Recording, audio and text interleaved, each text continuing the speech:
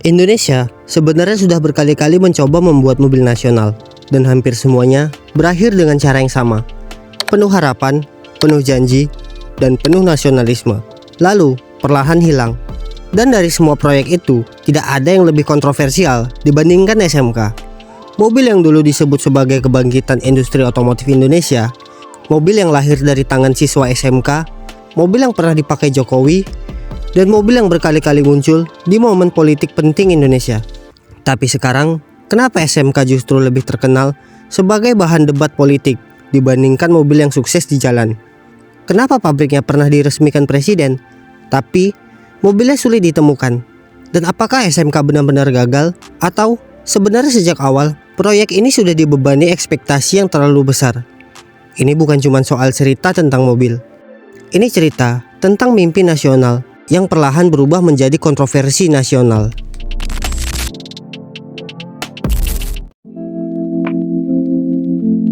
Sebelum membahas SMK, kita harus memahami satu hal penting. Indonesia sebenarnya sudah lama terobsesi mempunyai mobil nasional. Karena Indonesia bukan negara kecil dalam dunia otomotif. Pasar mobil Indonesia termasuk salah satu terbesar di Asia Tenggara. Pabrik Toyota ada, pabrik Mitsubishi ada, pabrik Honda ada, dan Hyundai sudah pasti ada.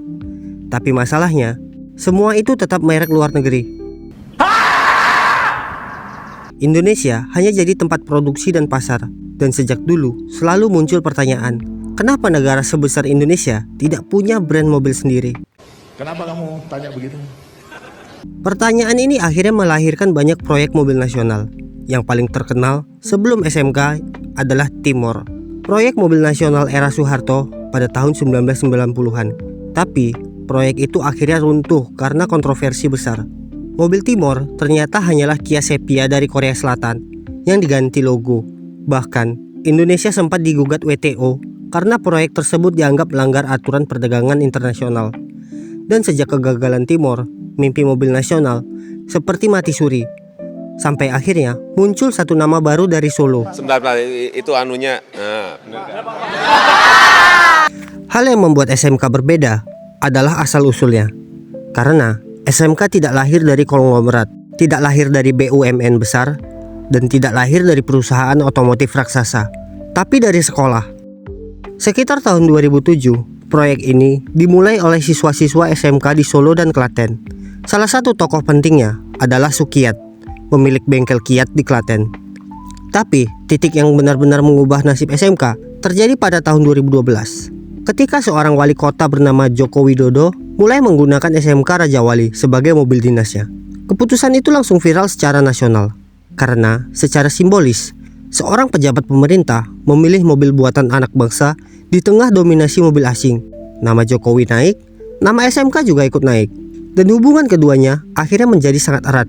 Jokowi mendapat citra sebagai pemimpin sederhana yang mendukung produk lokal, sementara SMK mendapat panggung nasional yang sebelumnya mustahil didapat proyek SMK biasa. Dan efek politiknya luar biasa besar. Saat Jokowi maju Pilkada DKI Jakarta, SMK kembali muncul. Mobil itu dipakai dalam perjalanan dari Solo ke Jakarta. Banyak orang mulai percaya, kalau Jokowi menang, mungkin Indonesia benar-benar bisa punya mobil nasional. Sampai titik ini, semua terlihat baik-baik saja. Siswa SMK berhasil membuat sebuah prototipe.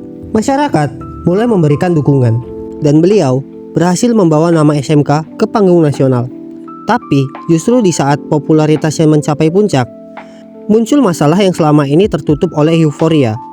Karena membuat sebuah mobil dan membangun industri otomotif adalah dua hal yang sangat berbeda. Sebuah prototipe bisa dibuat oleh tim kecil dengan sumber daya yang terbatas. Namun, untuk memproduksi ribuan unit kendaraan setiap tahun, tantangannya jauh lebih besar. Sebuah pabrikan harus memenuhi standar keselamatan, lolos regulasi pemerintah, memiliki supply chain yang stabil, menjamin ketersediaan spare part, dan harus mampu menjaga kualitas produknya tetap konsisten. Semua itu membutuhkan waktu, modal, teknologi, dan pengalaman yang tidak sedikit. Pada tahun 2012, SMK Raja Wali menjalani serangkai uji emisi. Hasilnya, mobil tersebut dinyatakan gagal memenuhi standar yang ditetapkan. Bagi kebanyakan masyarakat, ini mungkin hanya persoalan teknis yang bisa diperbaiki. Namun, ada sedikit orang yang sudah terlanjur menaruh harapan besar. Dan tidak lama kemudian, muncul kontroversi yang lebih besar. Semakin banyak pengamat otomotif mencoba menelusuri asal-usul kendaraan yang digunakan dalam proyek SMK. Hasilnya, memunculkan perdebatan baru. Beberapa model SMK diketahui memiliki kemiripan yang sangat kuat dengan kendaraan asal Tiongkok. Ada yang menggunakan basis dari Fode, Jinbei, dan Shinrei. Fakta ini langsung memicu pertanyaan yang hingga hari ini masih sering diperdebatkan. Apakah SMK benar-benar mobil nasional atau hanya kendaraan dari luar negeri yang dirakit ulang dan di-rebadge? Perdebatan tersebut menjadi semakin rumit karena definisi mobil nasional tidak pernah memiliki batas yang benar-benar jelas. Sebagian pihak berpendapat bahwa selama kendaraan dirakit di Indonesia dan melibatkan komponen lokal, maka kendaraan tersebut tetap layak disebut produk nasional. Namun, pihak lain memiliki pandangan berbeda. Menurut mereka, sebuah mobil nasional seharusnya tidak hanya dirakit di Indonesia. Dari desain, teknologi, hingga hak kelayakan intelektualnya juga harus benar-benar berasal dari Indonesia. Dan semakin besar perdebatan itu, semakin besar pula beban yang harus dipikul SMK. Perjalanan SMK mulai memasuki babak yang berbeda. Bukan lagi hanya tentang mobil, tetapi juga tentang nasionalisme, ekspektasi publik, dan politik yang perlahan mulai ikut masuk ke dalam ceritanya. Kalau dikaitkan SMK dengan mobil Timor, sebenarnya masih belum tepat karena proyek mobil SMK didukung oleh Kementerian Pendidikan dan Kebudayaan. Sama seperti mobil Selo yang didukung langsung oleh Dahlan Iskan yang kala itu menjabat sebagai Menteri BUMN. Namun digagalkan karena mobil listriknya dinyatakan gagal emisi. Ketika nama SMK muncul, yang didorong atau didukung langsung oleh Kemendikbud sebagai media pembelajaran bagi siswa SMK dalam menciptakan karya nyata dan belajar merakit mobil secara utuh. Mulai dari pendanaan, fasilitas, dan konsep awalnya didukung oleh Kemendikbud. Lalu, peran Jokowi dari awal hanya sebagai endorser atau promotor utama untuk membawa nama SMK muncul ke media. Dan cara itu berhasil, bahkan meningkatkan citra beliau sebagai pemimpin inovatif dan merakyat. Saat kiat SMK digunakan Pak Jokowi, mobil ini hanya digunakan secara simbolis selama 2 hari karena alasan legalitas jalan raya dan belum lolos uji emisi. Saat tayangan TV Rakyat Bersuara pada tanggal 6 Mei 2026, Sukiat menerangkan, saya tidak bisa membuka semua. Kenapa, Pak? Karena saya harus koordinasi dengan Pak Jokowi. Oke. Soal mobil SMK, yang tahu saya dengan Pak Jokowi. Mas Roy? Gini Mas Aiman, soal mobil SMK, yang tahu saya dengan Pak Jokowi. Karena itu, ini masalah yang sangat sensitif sekali.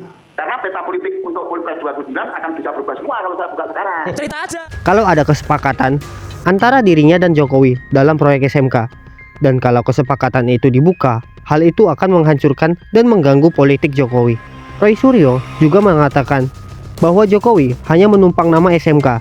Jokowi itu hanya menumpang isu mobil SMK dan menggunakan mobil SMK ini untuk pencitraan dirinya masuk ke Jakarta. Momen paling kontroversial dari SMK adalah gugatan kepada SMK dan Pak Jokowi terkait ketersediaan stok kendaraan yang tidak ada. Aufa Lukman pada tahun 2021 mendatangi pabrik sekaligus showroom mobil SMK dengan niat membeli mobil SMK untuk bisnisnya. Namun, pihak PT SMK mengonfirmasi bahwa unit pick-up yang ia cari tidak tersedia untuk dibeli langsung. Merasa dirugikan dengan janji manis Pak Jokowi, pada tahun 2025, Aufa melalui kuasa hukumnya menggugat perdata prestasi kepada Pak Jokowi, mantan Wapres Ma'ruf Amin, dan PT Solo Manufaktur Kreasi, dan sempat mendatangkan 1 unit SMK Bima sebagai bukti bahwa unit yang diproduksi ada, tapi tidak tersedia untuk dibeli.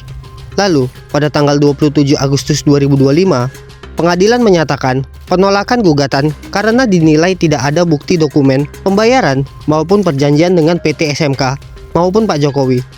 Kepala Desa Demangan, Rosyid Setiawan menjelaskan, pabrik yang dibangun di Boyolali ternyata berdiri di atas tanah kas desa dengan sistem sewa selama 30 tahun oleh PT Solo Manufaktur Kreasi yang dibayarkan di bulan Agustus setiap tahun sebesar 134 juta per tahun.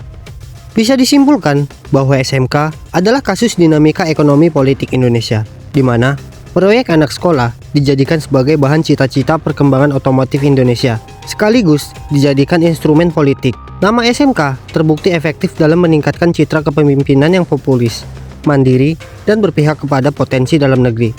Namun, setelah tujuannya tercapai, pengembangan proyek ini berbenturan dengan realitas pasar.